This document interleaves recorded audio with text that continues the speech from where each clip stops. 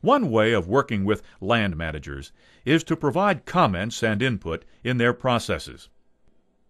Not only does this help reinforce your points of view and interests with the land managers, it also provides a counterpoint or balancing point to the anti-access groups. Providing regular input to agencies is the best way to influence pending decisions or projects that are being planned.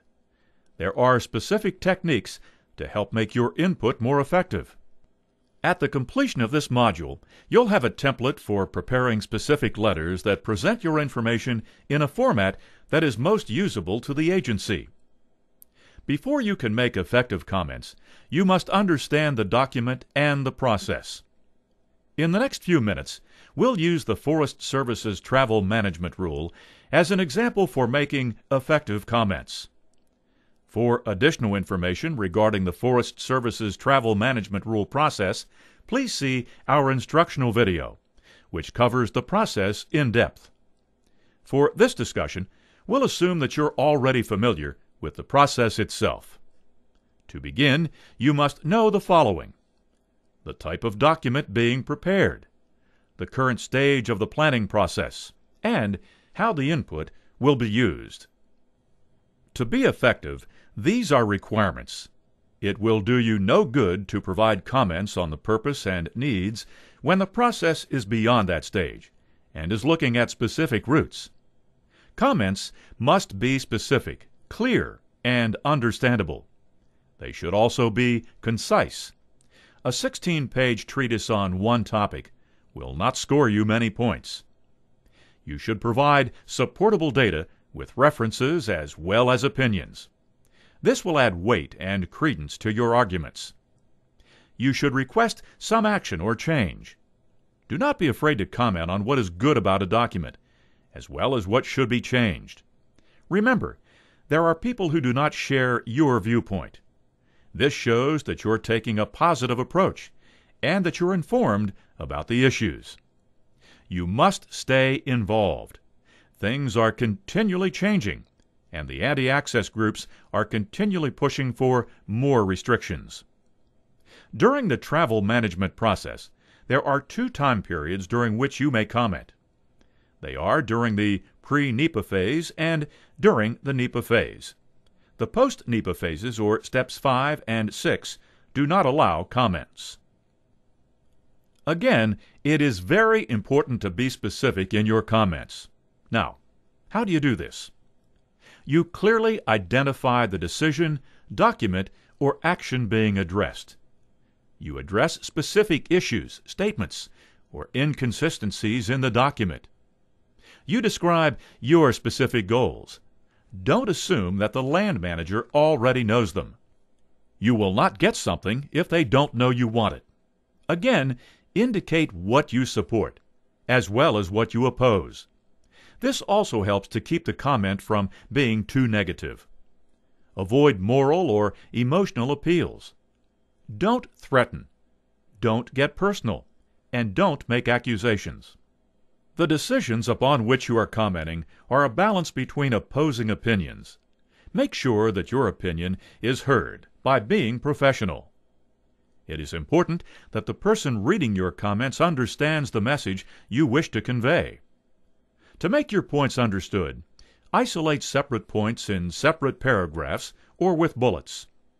Identify the offending statement, issue, or action. Describe the problems with the statement, issue, or action. Keep it simple. Don't cloud the point with unnecessary words or points. Explanatory examples can be useful if they're short and simple.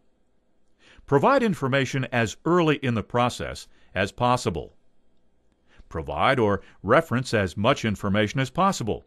This will add weight to your comments. Develop your own maps or alternatives. This provides them with solutions, which in turn helps you get the results you want, if your solution is reasonable and is balanced. Avoid the "if they don't know about it, they can't close it" trap. In almost every situation, if they do not know about it, it will be closed. In all cases, let the planner know what changes you want to see. Again, it sounds so simple, But if they don't know or are unsure of what you want, you will not get it. Even if they understand the changes you're seeking, it never hurts to reinforce your position. Give them choices if possible. This increases the chance that your requested action will be fulfilled. If you present new information, make sure you ask them to include it in the analysis. Don't wait to be asked for input. Even if you've made comments in the past or know the land manager, do not wait for them to contact you. They might not have the time or the opportunity. You need to be proactive and make the first move. Get to know the people involved in the process. They can help point you in the right direction. Provide data and information whenever you get it. Don't wait to submit this in the comment period. It may be too late at that point. Maintain a regular dialogue with planners, but don't overdo it. Send personal letters or email with specific reference to the plan, document, or issue. Individual letters or email addressing specific talking points regarding the issue. Form letters or email with personal comments added. Form letters without personal comments, and postcards have very little impact. All correspondence needs personal input to be effective. Don't waste your time with petitions for the same reason. Taking the time to include personal comments shows that the issue is really important to you. Most all comment letters should use the following format. In the first paragraph, identify the document being addressed. Be sure to reference the title and the date of issue. In the next paragraph, identify yourself and your organization. Then list the specific comments you have on the plan in bullet point format. The bullet points make it easier for the land managers to find your comments later. This is also where a list of talking points may be used. Wrap up your letter by thanking them for the opportunity to comment, and ask to be included on the mailing list. Here we have a sample letter. In the first paragraph, the document is referenced as well as the date it was released. The second paragraph introduces the organization. Notice that it gives the number of members in the organization. This adds weight to the comments, as the letter shows that more than one individual has an interest in the project. It also gives a brief introduction to the interests in the group. The next section breaks down the comments between general and specific comments. All of the comments are bulleted or numbered for easy reference. The letter ends with a thank you and the request to be included on the mailing list. It gives contact information in case any comments need clarification. The contact information is very important. Make it as easy as possible for them to get in touch with you. Include email addresses as well as phone numbers if possible. You now have a good understanding of how to effectively work with land managers. You should also have a good understanding of how and when to provide comments and input into an agency process. Remember to keep a positive attitude. Make your comments clear and concise. Make the effort to provide alternatives. Demonstrate that you understand the other pressures or opinions that the land manager is considering.